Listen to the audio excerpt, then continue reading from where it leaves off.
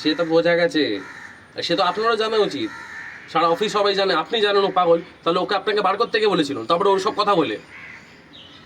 হ্যাঁ, তো আমার কলিগ ছিল, আমার সাথে অফিসে কাজ করতো, আমার বন্ধু হয় না? তো জানতো আপনি আবার করবেন, আমি ছেড়ে দিচ্ছি কাজ, আমি আপনার এই বালির কোম্পানিতে কাজই করবো না, জান আপনি।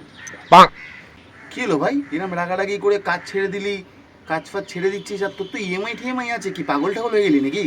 ধর ভাই, ছাড় তো ভালো লাগে না শালা, যে আমাদের এই বালের অফিসের ওই বালের স্যারটা শালা অন্য কারোর টাকা আমার উপরে বার করছে, বলছে নাকি তোমার বন্ধু তুমি ওরকমই করবে।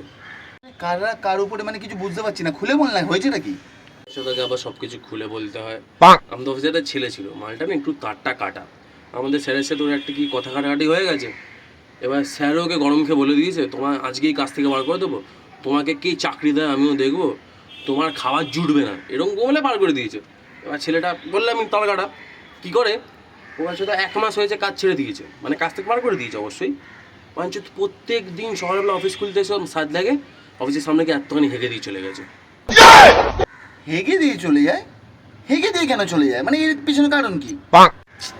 আর ওই স্যার বলেছিল না, তোমার চাকরি কে দেয় দেখে নেবো, তুমি খেতে পাও কিনা দেখে নেবো, ওই প্রত্যেকদিন প্রমাণ করতে আসে, প্রত্যেকদিন পেট পোটা খায়, সকালে হেগে দিয়ে চলে যায়।